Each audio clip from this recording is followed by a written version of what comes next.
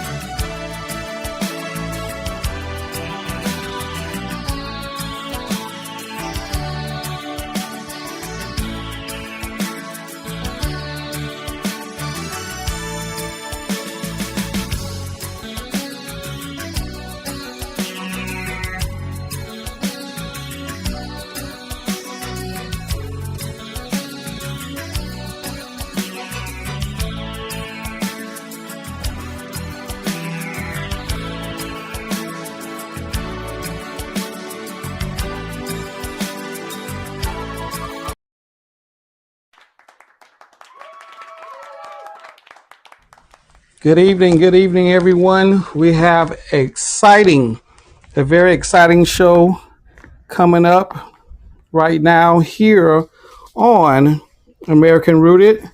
We'd like to welcome you all to American Rooted. I'm telling you right now, we got an exciting show coming up for you. And we have a very powerful and very magnificent, I could say a lot of things about the artist that we're getting ready to bring to the stage right now. Once again, welcome. My name is Coy Portier, and I will be your host of American Rooted tonight. This is episode 2, actually, and we're honored to have a special guest on with us tonight. All right, so before we bring him on, we'd like to let you know that this show runs every Wednesday night, 8 p.m. Central Standard Time. And our goal is to be able to feature indie artists, commercial filmmakers, indie filmmakers, indie songwriters, commercial songwriters. If you're doing American music, if you're doing American film, if you're doing everything, we want to be able to promote that for you. So we'd like to welcome all our guests that's coming in tonight. We have several guests coming in, and what we want you to do is share this information, because I can tell you right now, we have a powerful artist on here tonight, and you're going to learn some things. And once he tells you about his career and some things he's done and he is currently doing, I'm sure you're going to be very excited. So call your auntie, call your grandmother, call your sister, your nephew who wants to be an artist. Call them all and let them know that we have Bear Williams on tonight, and you'll understand how important this is in a few minutes. So welcome again for those who've come. I think we have, I can't see what that's Major. Oh, I think that's Darcia we have on here tonight. We have Katrina with us. And of course, as always, we have the Wait Bot. He's always there. So this show, as I can explain to you how Fireside works for all of you who will just be joining us, Fireside is a live platform that's viewed by those on Fireside, and you can actually simulcast this to your different social media. So you can simulcast this to Facebook. Right now, this is being simulcast to American Rooted's YouTube live page. But what we do is, at the end of that, we'll take this footage, we'll edit this down into an actual professional show. And this show here, which is our new podcast, American Rooted, which will it'll be showing on Apple, it'll be shown on Google. All of the main podcast distribution will be able to air this show. And so, Darcia, we're going to be glad to have you on with Katrina, or Natural Essence. We're also going to bring you back because you're so knowledgeable about plants and about growing and about everything horticulture and agriculture. We're going to bring you on to gardening with Cat and Koi. And also, I think I mentioned my son to you, Bear, this little Koi or Koi Jr. I don't think he likes to be called little Koi anymore. He's going to he launching his show as well. And he'll probably ask you to come back on, both of you. And he'll ask you to come back on for his show, which is Koi the Network, which will be featuring artists and filmmakers and things like, you know, a little bit out of his range because he's talking about young cats, but we're all young at heart. All right. And so, Bear, we're going to try to get ready to bring you on. I'm going to invite you on to stage.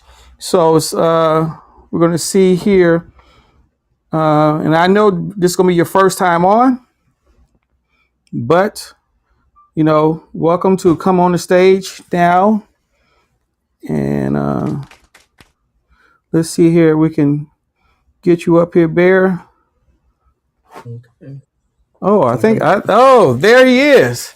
The greatness is on stage. Y'all don't really know how excited I am to have him on, because when I had American Rooted as a radio show, he was one of my special guests. He agreed to come on then. He actually honored us with he gave a commercial for us. And can believe me, y'all, I played that commercial until it couldn't be played no more. And that's almost impossible because it was a digital download. So welcome to American Rooted, Bear Williams. Thank you, Koi. Good to be on, man. Thanks for inviting me. Glad to have you back on again. And what we're going to do is we're going to tell the people who you are. We're going to have you introduce yourself, tell them about your experiences, and then I'm going to ask you a few questions that I believe young and upcoming artists would want to know about getting into the industry.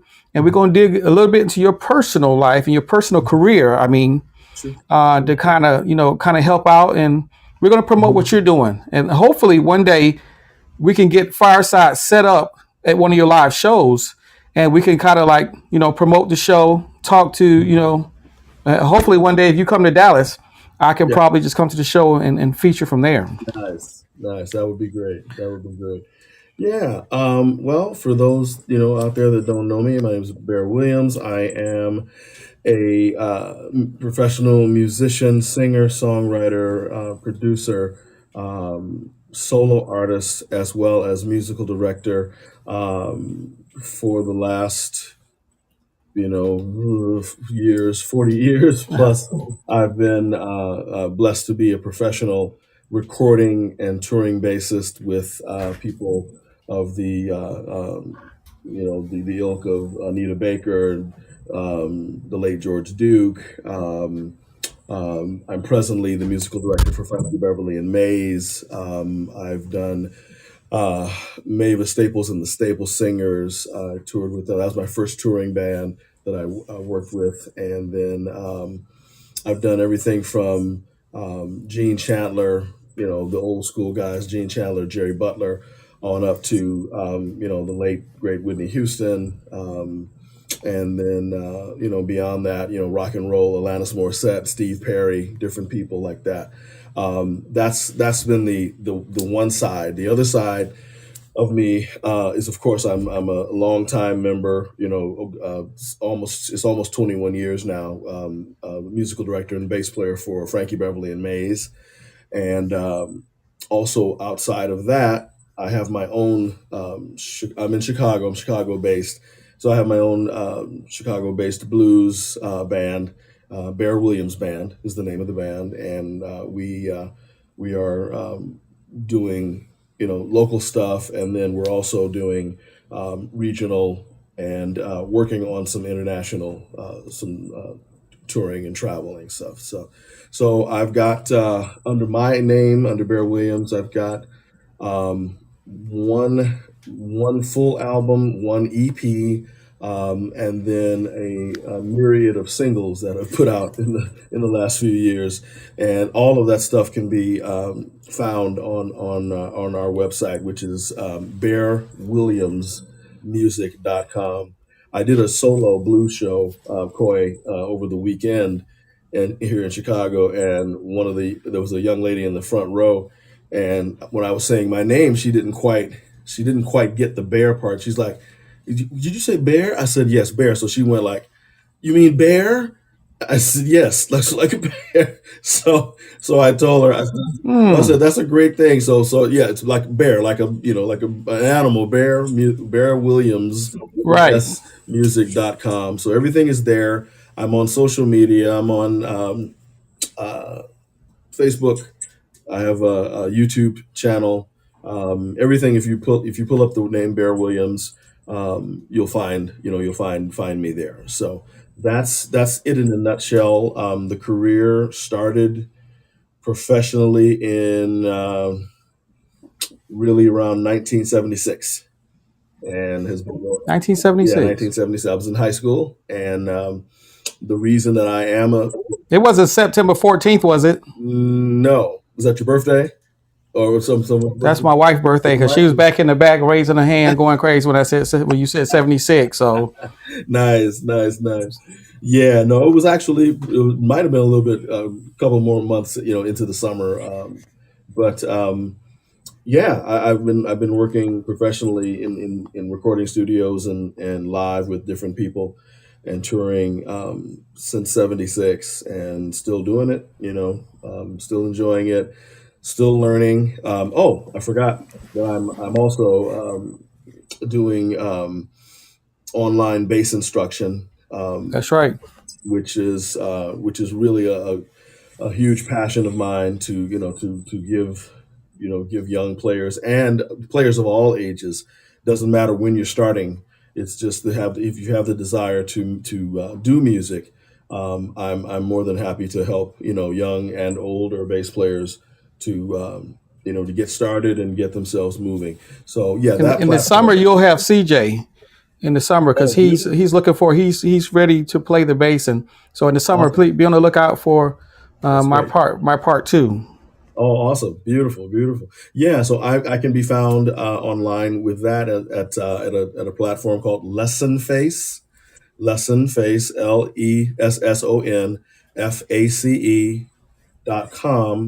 LESSONFACE.com/Bear Williams.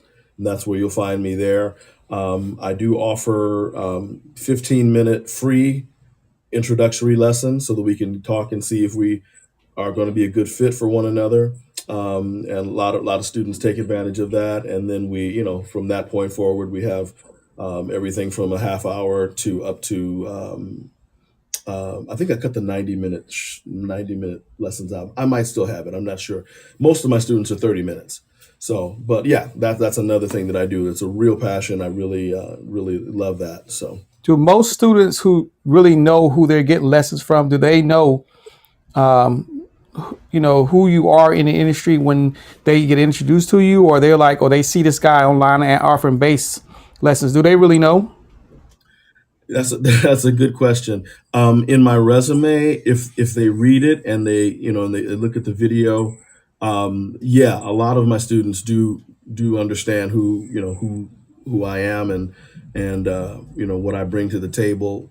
Some have just gotten with me, taken lessons from me and learned later because they didn't really take a look at the resume, but they learned maybe a couple of months later, and they'll come back and say, "I didn't know you did da da da da da da," blah blah blah blah, and so it varies, but most of them have checked out the resume and they understand that I'm a professional player and instructor, and so that they understand that, we're going to get some quality here, which is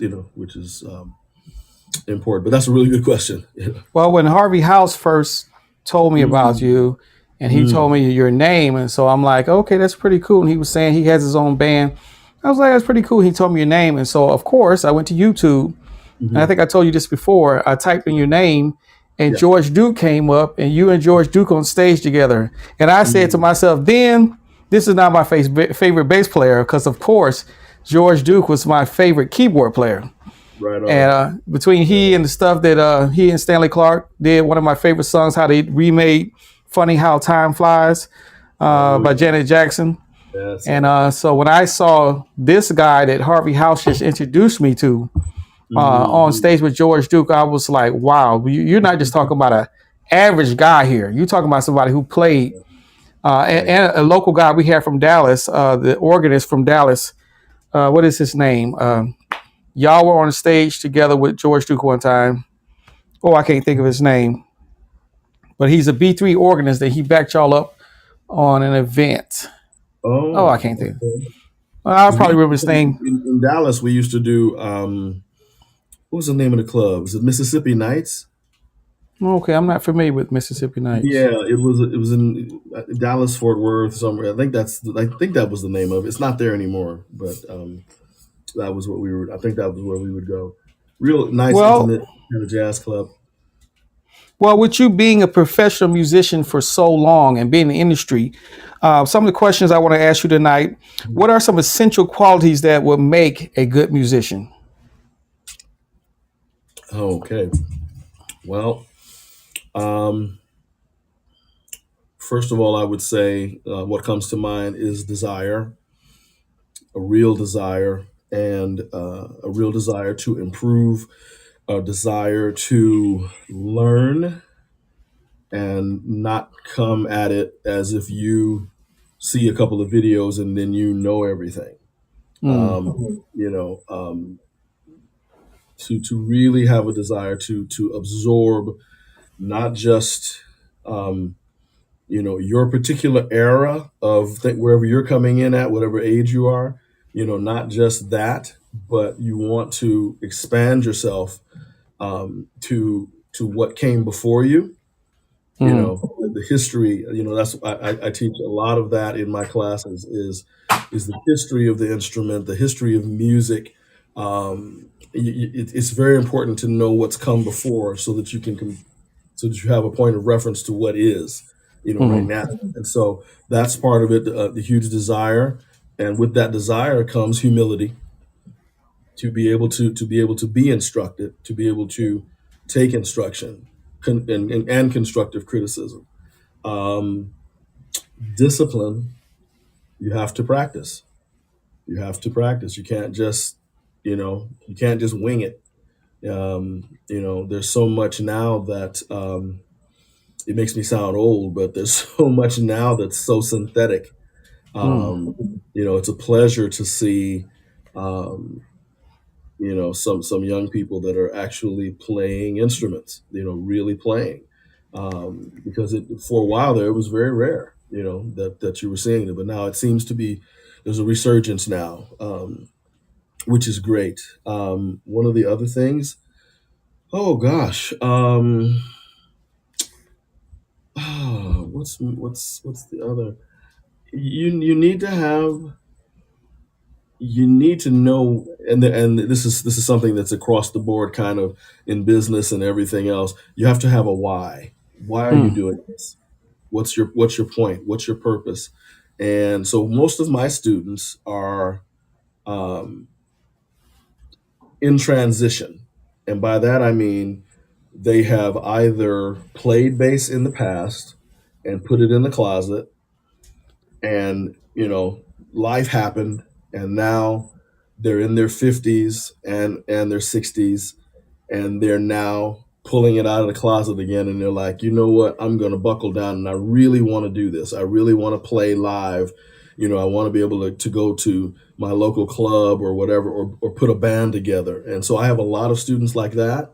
And then now I'm also teaching. I have two young students, 10 and 14, that are just beginning their journey. I mean, literally, they just picked the bass up. So I have that spectrum, and it's great. I really enjoy pouring into those young people, and I enjoy pouring into those people my age and older that have this desire. So there's a real desire. There's a purpose for why they want to do this, and I would say that's it. Discipline, desire, humility, um, and a willingness to that willingness to listen to mm. others. and there's a lot of intangibles in being a good musician. It's not just playing the right notes. There's so much more to it. That's a great question. That's a great question. So, being a musician, professional musician like you are, what was the intimidation level? Or should I say intimidation level, or actually going and getting a call from George Duke, or getting a call from somebody and say, "Hey, I want you to play on this project." Did you feel like your musical level of expertise was where you deserved to be there? Was you intimidated at all, or did you, because you practiced a lot, because you worked on your craft, were you able to feel like you can walk right in there and work with these legends like yourself? Did you feel like you was able to walk right in and do that? Wow, that's a great question, and the answer to that is when I first got the call from George, I was about 6 months out of my first tour with Anita Baker, and so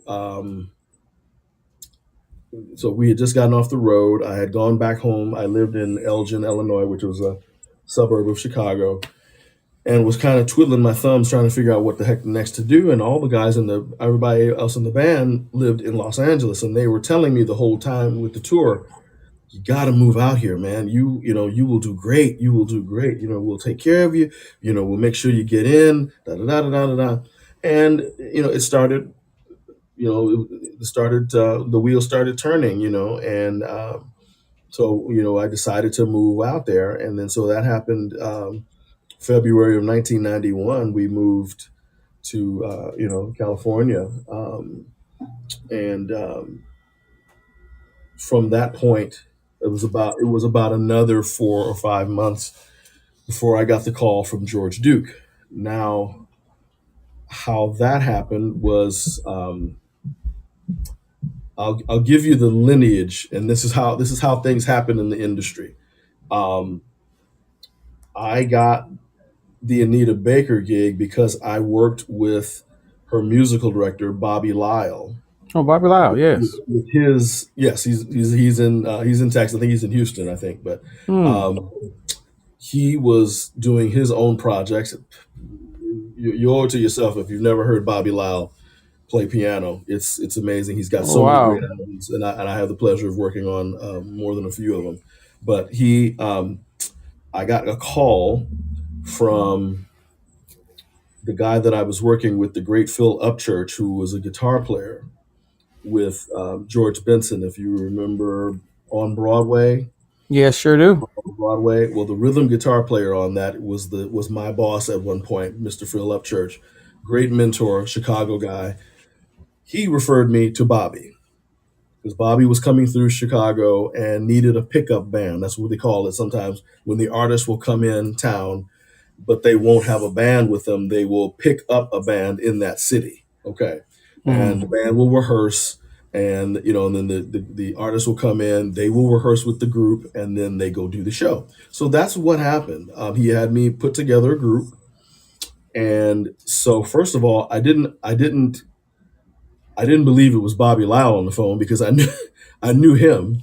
I knew who he was. So that one freaked me out. I was like, "Oh, Bobby! Oh my God! Legend!" So that one worked. That happened. Then we played Bobby Lyle and his band. He liked us so much that he decided to make us his touring band. Mm. Okay, so that happens sometimes too. Um, so that's what went on. He ended up using most of the people from Chicago, and we did a show in Detroit, which is Anita Baker's hometown. So we were at the Fox Theater. We opened for Jonathan Butler. Oh, wow. Okay. Anita was invited to the show. She came to the show. So she got a chance to hear, she and her husband got a chance to hear me play, Walter. At that time, his husband's Walter. They heard me play, not knowing at this point, I don't know that they're in the audience, but this is after the show. I find out they came to the show. Bobby invited them. So I get to meet her, and I'm backstage, and I'm just like, this is, in my mind, I'm like, this is amazing. This is just amazing. And so I'm going to get to the George Duke part in just a second, but I'm just showing you how it happens, or how it can happen. So we're talking. We're going to stay and see Jonathan Butler. So Anita invites myself and Bobby to come up in the balcony where they're sitting and watch the show. I'm like, are you kidding? Sure, of Mm. course. Right, you know? So we go up, we watch Jonathan. He's fabulous, as always, Yes. you know. And we're getting ready to, the show's over, and we're getting ready to leave. And I happen to have, there's another thing that makes a good musician, preparation. Oh I wow. had my business cards with me. And I walked up to her husband and I said, Mr. Bridgeforth, if you guys ever need a bass player, I Mm. would love to do your gig. I would love to do it. He took the card from me, Coy, and he looked at the card and he looked back at me. He said, "Oh, okay, okay, cool. That's great because we're getting ready to get rid of our bass player." Look at there. See, so my heart dropped. Wait, I wait, was wait, like, wait a minute, real quick. Was they bass player Gerald Albright? "No, no, no, no. That was before Gerald. Gerald. I mean, Oh, this was okay. after Gerald. This was after Gerald. Yeah, Oh, okay. yeah, yeah, yeah, yeah. This bass player shall be nameless." But but no, it was not the great Gerald Albright. No, no, no, no, Okay. really. But interestingly enough, Gerald was the bass player when Bobby was the musical director. Oh, okay. So that was the whole. Yeah, they were together with that whole thing. I So believe I'm a anyway, huge fan, so that's why I'm yeah, yeah, loving this yeah. story. Oh yeah, oh yeah, yeah, yeah. So literally about maybe 5 months, I went home, hanging out, and just got a call. I got a phone call, and the person on the other end of the line said, "Yes, this is Sherwin Bash. This is the manager for Anita Baker. Am I speaking with Larry Campbell?" And that's my real name. Right. And I said yes, and he said yes. Ms. Baker asked me to give you a call and ask you, would you be willing to accompany her on her 1990 world tour? Mm. To which I said, yeah, you know, trying to keep my composure, right? Right. I can imagine. And so that was a handshake agreement. He said, I will get a contract out to you, and you sign it, and we'll send it back, and then we'll get all the details, and fly you out, and blah blah blah blah blah. So that's what happened. Fast forward, the end of the tour again, we got to people are like, the guys in the band, the ladies in the band, just come on out there, man. You'd be great. You just be great. And so we do. I move out there in February of '91. I'm sorry. We got about four minutes Sure, no for the. problem. Let me. Yeah. Oh, anyway, fast forward about 4 months later, I get the call from George Duke. Why? Because George Duke was working with Anita Baker, Sure was. I saw that video. and I got referred. And so, long story short, he called me. I didn't believe it was him. I bet you did. He hired me. He said, I'd like for you to come to the studio, and here's the address. Come to the studio. I want you to play. I want you to audition. I said, okay. He hung up the phone. Not 10 minutes later, he calls me back. He said, "You know what, man? I, I don't need to hear you. I know what you do. Just Mm. come to the session. Just come to the session." Because he had heard me with Anita. Right. So in answer to your question, it was just an incredible um, experience to work with him. And that first session was with the late Ndugu Chancellor on drums, George on piano, and the legendary Paul Jackson Jr. on Paul guitar. Jackson Jr. Yeah. Yeah, Paul Jackson it Jr. was a Japanese project, and I played upright bass on it. And Mm. for what you were saying, I didn't feel intimidated. I felt like I was kind of in a dream, Mm. because I was sitting here looking at these people that I had idolized all this time, but my preparation had now put me in their orbit. So I felt like I belonged, not in a cocky way, but in a confident, God put me here. I'm supposed to be here. Well, So I think now after people hear you, they'll know why you say that. I don't think it's about cockiness. Once they hear you and see your spirit, they'll know why you belong there, and they watch you perform. Because in the back here on my computer, I have your performance. I guess from a couple of months ago, that's what's playing back here in the back from one of your live performances. They'll get to understand. Now we got to set up a part two because I'm not really getting to dig into much as I wanted. And for some odd reason, I had set the show for 30 minutes. But I need to set up a date to bring you right back because we have some people on here who's enjoying the show, and I need to bring you back immediately. So let's get together. Like I said before, I apologize. I don't know how I set this up for 30 minutes, but I'm really going to get you back on here so we can really dig into it. And if it's okay, I can get you for an hour. Sure, of course. Yep. Yes. Okay. So while we have the time, tell us who Bear Williams again. Tell us where we can find you. We're honored to have you on here. Please tell everybody, so the new people just came on. This is Bear Williams, and kind of give us where we can see Bear Williams and what's going on, and then we're going to bring you back. Yeah, if people want to know where we're going to be performing, they can go to bandsintown.com. Go in there, find Bear, look up Bear Williams, and then they can sign up. They can press follow, and then all of my shows will pop up. That includes the stuff with Maze as well as my own band. They can also find that information on my website, which is bearwilliamsmusic.com. bearwilliamsmusic.com. And again, I'm on most social media. I'm not on Twitter right now for anyway. Yeah, I pulled myself off of that, but anyway, I'm on Facebook, I'm on Instagram, I'm on YouTube. I'm also on a platform called Reverb Nation. Reverb Nation, right? Yeah, so if they just Google Bear Williams, most, if not all, things will pop up. And again, I'm the musical director, bass player over 20 years for Maze featuring Frankie Beverly, in addition to being my own blues artist and songwriter and producer. So thank you, Coy, for having me on, man. I always appreciate talking to you, brother. Well, I can tell people this is a prequel to what we're getting ready to bring him back. And then I'm trying to get this set up because I want to be able to show some clips of what you do. Fireside is not necessarily set up for that yet, but I'm going to figure out, I'm trying to set up a meeting with them to figure out how can I do that, because I want to give people a concept of what you do based on why it's important that we have you on here, why they need to understand what you say means something. And I can tell you it means something to me. And I always thank Harvey House for the introduction and the fact that you, actually took time with a young musician. I'm not really young anymore, I'm 50, but still, I still say young musician like myself. I really appreciate the time you spend. There you go.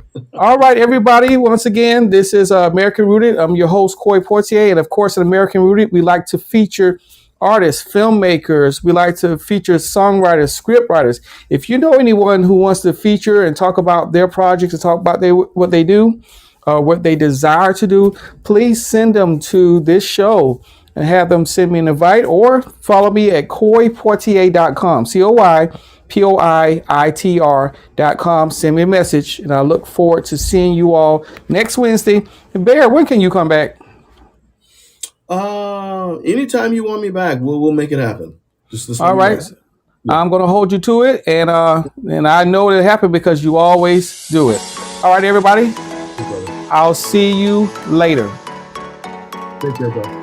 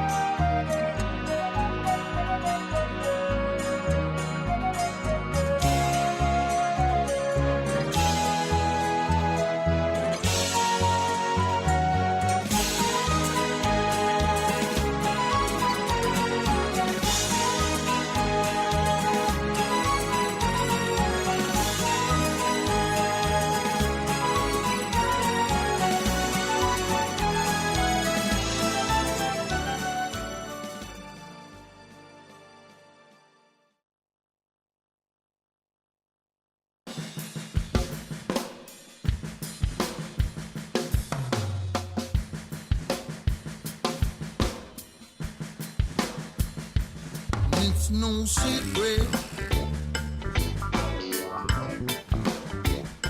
It's plain to see. I love you, and you love me. It's no secret. You know it's true. You love me.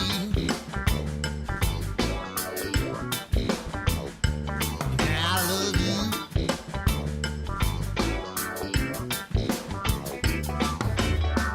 The only time we seem to meet is in the middle of the night. Only then can I feel your heartbeat. Till something's not right. Together I see you and me, always and all time.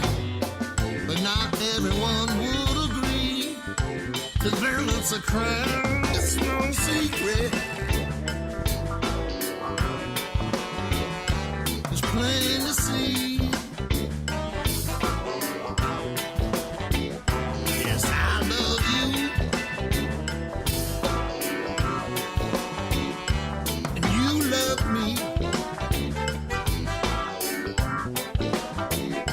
And it's no secret. You know it's true. You love me. Yes, I love you.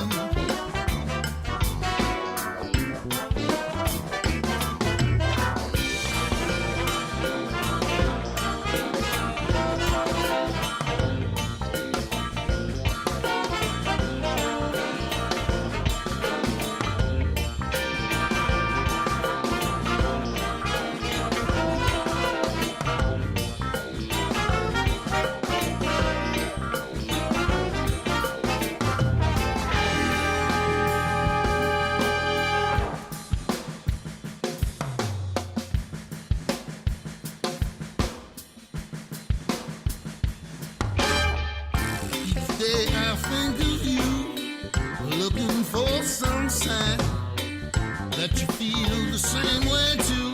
And I know you're mine. We can't use no telephone, but others can hear. And all I get is that dial tone, but the message is clear. It's no secret. And it's plain to see. Yes, I love you. I know you love me. And it's no secret. You know it's true. You love me. Yeah, I love you. Yes, I do.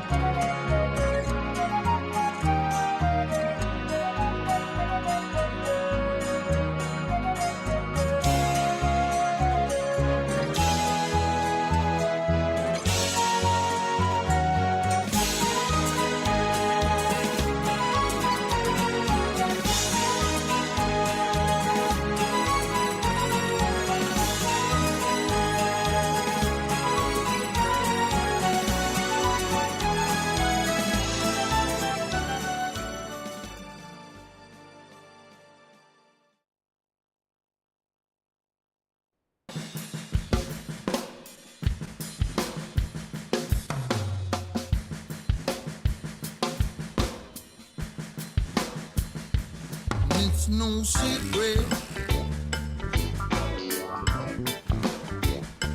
It's plain to see. I love you, and you love me. It's no secret. You know it's true. You love me. I love you.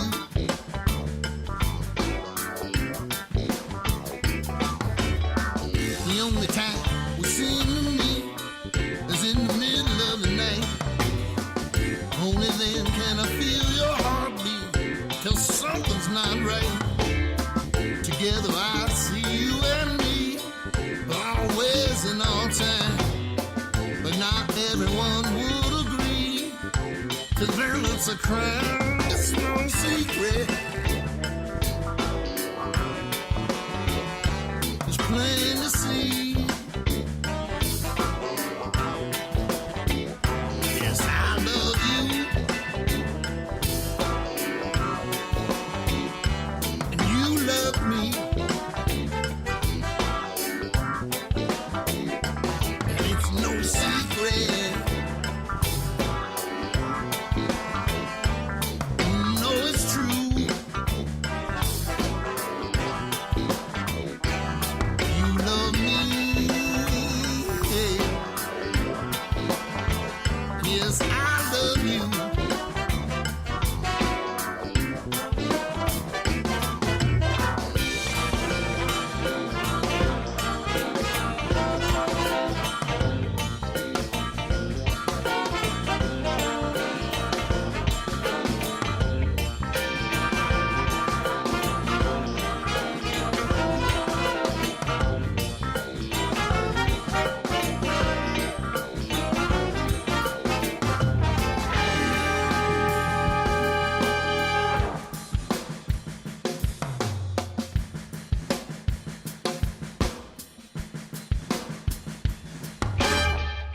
Each day I think of you, looking for some sign that you feel the same way too. And I know you're mine. We can't use no telephone, but others can hear. And all I get is a dial tone, but the message is clear. It's no secret, and it's plain to see. Yes, I love you. I know you love me. And it's no secret.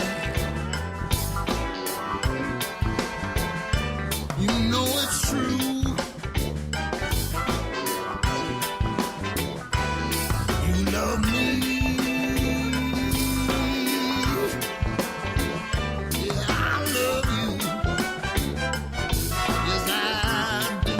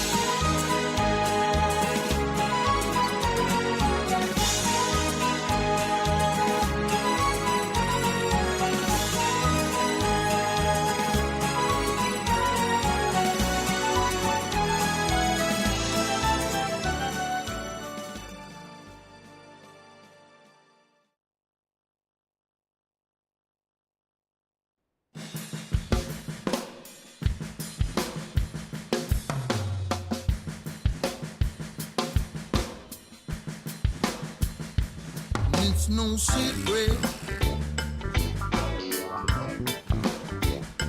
It's plain to see. I love you,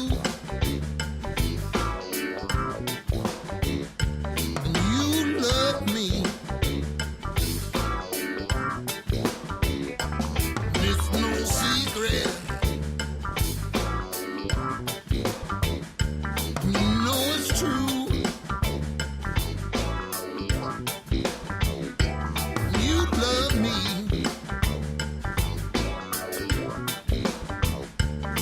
I love you.